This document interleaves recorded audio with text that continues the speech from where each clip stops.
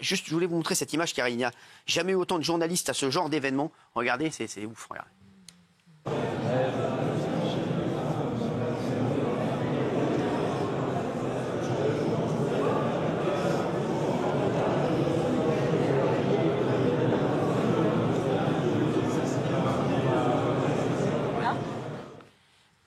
Ah, c'est historique. Hein. Qu'est-ce qui se passe, Benaïm? Je disais, c'est historique, ce sera la deuxième fois pendant la Ve République. Alors justement, on va en parler, puisque Tiffaine Ozière est avec nous. Ça va tomber dans quelques instants. Donc voilà, on ne fera pas de commentaires politiques là-dessus, bien entendu. Mais voilà, quand ça tombera, on vous le dira, puisqu'on est en direct. Fabrice Divido, on vous fera après. Sinon, vous pouvez rester. Hein. Je pense que vous êtes content d'être avec nous. Bien sûr. Bah, très bien, ça me fait plaisir. Alors, il y a des questions. Question 1. Y a-t-il des lois qui doivent être votées chaque année? Alors, à votre avis, est-ce qu'il y a des lois qui doivent passer en fin d'année, tous les ans? En fin d'année. Les lois de finances, notamment. Voilà. Vous avez la loi de finances sur les recettes et les dépenses de l'État, par exemple l'indexation de l'impôt sur l'inflation, vous pouvez avoir. Vous avez les lois sur la sécurité sociale, l'assurance maladie, et vous avez la loi de règlement qui fait un peu le bilan de l'État et dans lequel il y a le rapport de la Cour des comptes qui est annexé. Et donc c'est obligatoire, ça doit passer chaque année, et c'est dans ce cadre-là que vous avez eu le 49.3 qui a été soumis par Michel Barnier. Exactement, donc c'est surtout la loi de finances qui a posé problème, hein, forcément. Comment sont votées les lois? Alors, si je vous parle de la navette parlementaire, ça vous dit quelque chose? Oui. Non, pas du tout. Les allers-retours. L'Assemblée nationale et le Sénat, les allers-retours entre l'Assemblée nationale et le Sénat. Voilà, c'est-à-dire que le process, vous avez plusieurs étapes. D'abord, vous avez un projet de loi, si ça vient du gouvernement, ou une proposition, si ça vient du Parlement, qui doit être déposée. Alors, quand c'est déposé, est-ce qu'on va forcément devant l'Assemblée ou devant le Sénat? Sénat. Devant le Sénat, oui. L'Assemblée. Oui. Les deux. Mais non, Moi, je pense franchement que le dépôt, il se fait devant le Parlement ou devant l'Assemblée. Je pense. Je donne mon avis. Quoi. Ouais. Oui. Les deux, vous pouvez déposer devant l'un ou l'autre, sauf sur certains textes. Par exemple, la loi de finances, ça doit effectivement être l'Assemblée. Par exemple, si ça touche les collectivités territoriales, là, ça doit être le Sénat. Ensuite, vous avez la discussion sur le texte avec les amendements. Est-ce que vous avez une idée, là encore, du nombre d'amendements qui ont pu être déposés sur certains textes? Le maximum. 10 000. 8 000. 7 000. Non, 10 000, 17 000. 17 000, moi, je dis. Non. J'arrête. Moi, je pense Oui, ça peut être. d'amendements. J'arrête le juste prix. On est à plus de 137 000. Ah ouais. Mais non. C'était sur la privatisation de GDF. Je l'avais pas sur ma fiche, ça. Il n'y a pas toutes les informations, il y a des pièges. Très bien. Et donc ensuite, vous avez la navette parlementaire. C'est la discussion entre l'Assemblée et le Sénat, le vote, l'adoption, et ensuite le président a 15 jours, délai pendant lequel il peut saisir le Conseil constitutionnel pour s'assurer de la conformité de la loi à la Constitution avant de promulguer la loi.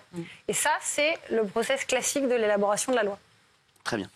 Question 3. Le 49.3 par opposition au process classique d'élaboration de la loi. On va revenir sur le 49.3 parce qu'il a beaucoup été utilisé. Hein, voilà. Et donc là, c'est ce qui a fait aussi chuter Michel Barnier. Alors on en parle beaucoup du 49.3.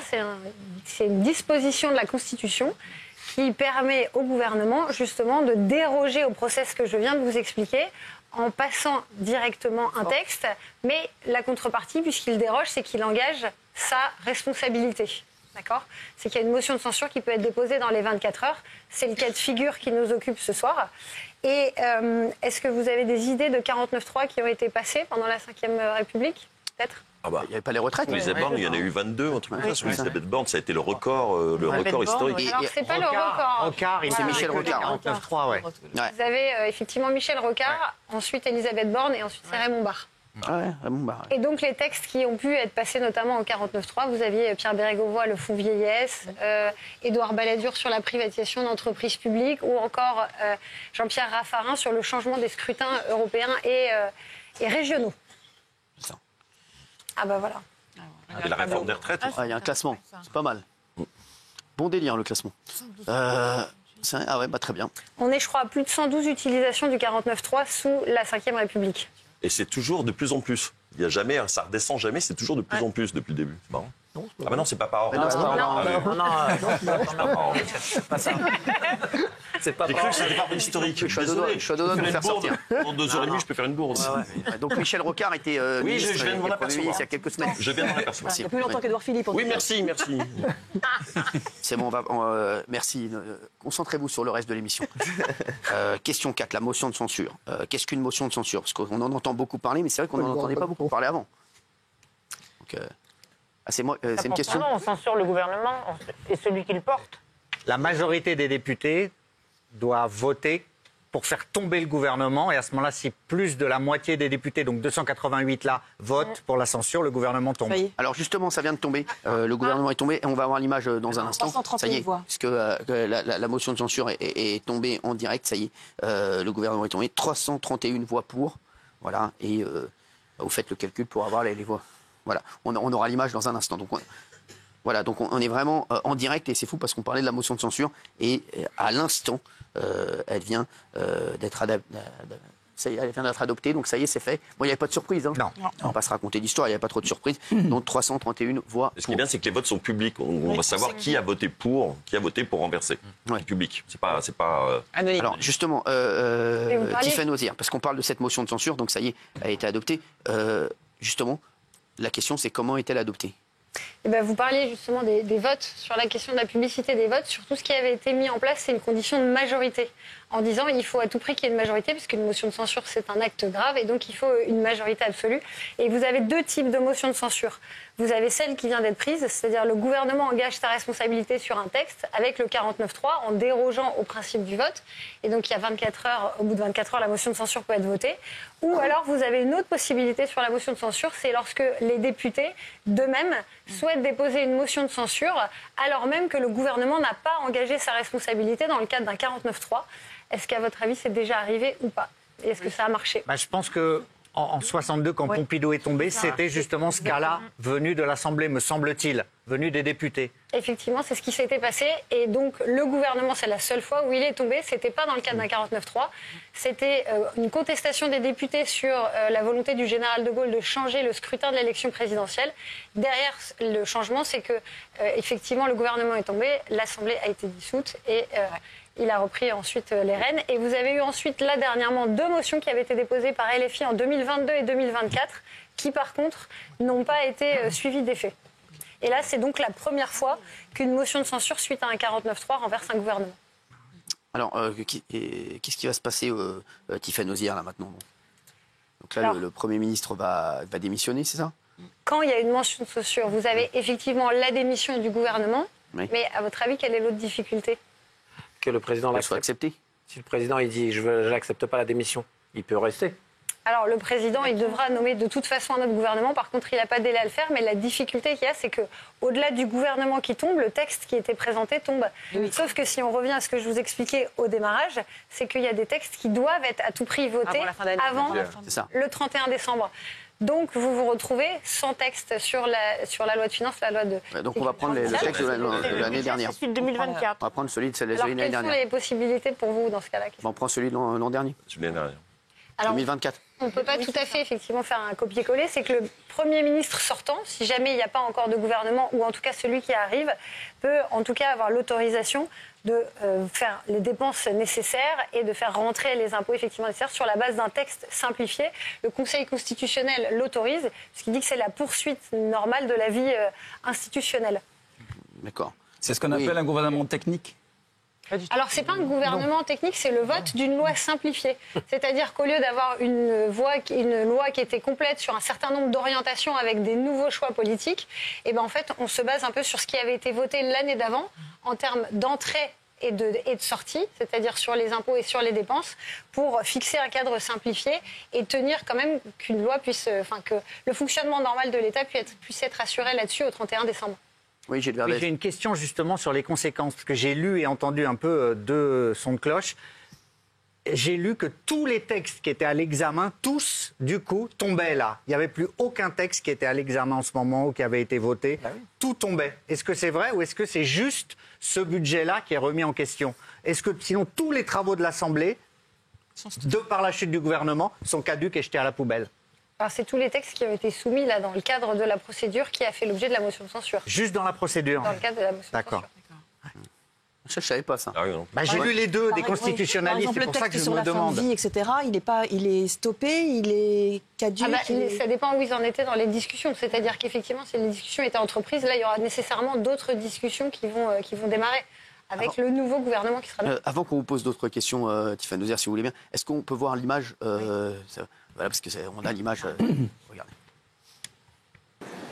Majorité requise pour l'adoption de la motion de censure 288. Pour l'adoption 331. La majorité requise étant atteinte, la première motion de censure est adoptée. Il n'y a pas lieu de mettre aux voix la seconde motion. Les conclusions de la commission mixte paritaire sur le projet de loi de financement de la sécurité sociale pour 2025 sont donc considérées comme rejetées. En raison de l'adoption de la motion de censure et conformément à l'article 50 de la Constitution, le Premier ministre doit remettre au président de la République la démission du gouvernement.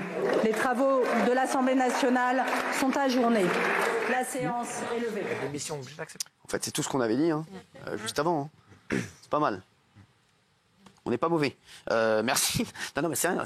Alors, c'est le Premier ministre le plus éphémère de la Ve République. Il passe devant Gabriel Attal, qui était celui qui avait été le plus éphémère. Oui, très Est-ce vite. que ça, un renversement, une censure de gouvernement, ça peut se produire à l'infini? Parce qu'on a l'impression que personne n'est d'accord et que chaque gouvernement, le prochain, peut être censuré à nouveau. Ah oui. Alors justement, ce que vous dites, c'est marrant parce qu'il y a eu des réformes qui avaient été faites à la mise en place de la Ve République par rapport à la 4e, où à la 4e République, le pouvoir du Parlement était beaucoup plus fort, et notamment, il devait investir le gouvernement, et il y a eu des changements multiples.